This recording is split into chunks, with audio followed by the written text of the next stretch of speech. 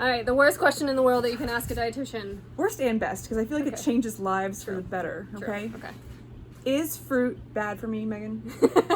Okay, so this kills me because I have so many people that are like, I won't eat fruit, I will not eat a banana, but they'll still eat Oreos, or they'll still eat birthday cake, or when someone brings in donuts, they'll still eat those things, but they go out of their way to avoid the sugar that's in fruit. Mm-hmm. First of all, is the sugar in fruit the same as the sugar in a cake? Nope. It's not. There's different types of sugar. So the sugar that you might be using when you're baking cake or you're making stuff in your kitchen is going to be sucrose, and that's more of that refined sugar. And then the sugar in fruit is fructose, and they're metabolized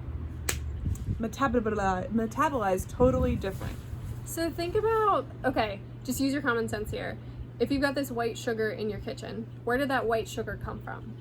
Does it resemble anything that occurs in nature? No, it came from cane sugar, which is a plant, but now it no longer resembles that thing that it once was. So we've taken it through all these different manufacturing processes before it's actually turned into the thing that it is. And not only is it then cane sugar, but then you're also mixing it with extremely processed flour and all these other things that go into making a cake or a cookie or whatever that is. Now, when you take an apple and you pick that apple and then you eat it, don't you think there would be a big difference in that type of food and the way that your body breaks it down? Yeah, absolutely. We get a lot of mixed messages from marketing and from companies that make us feel like these foods from nature aren't the best options, and that's because they want you to buy their product instead. But always, when in doubt, go back to common sense. I think a lot of us kind of forget to use our common sense when we hear about all these different diets and ways of eating, and we are subject to advertising and marketing.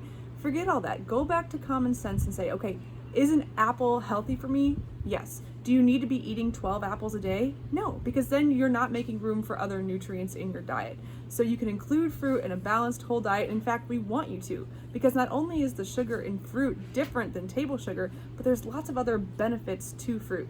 Fiber, water, feeling full, those phytonutrients. Definitely want to include fruit in your diet if it's something that you like.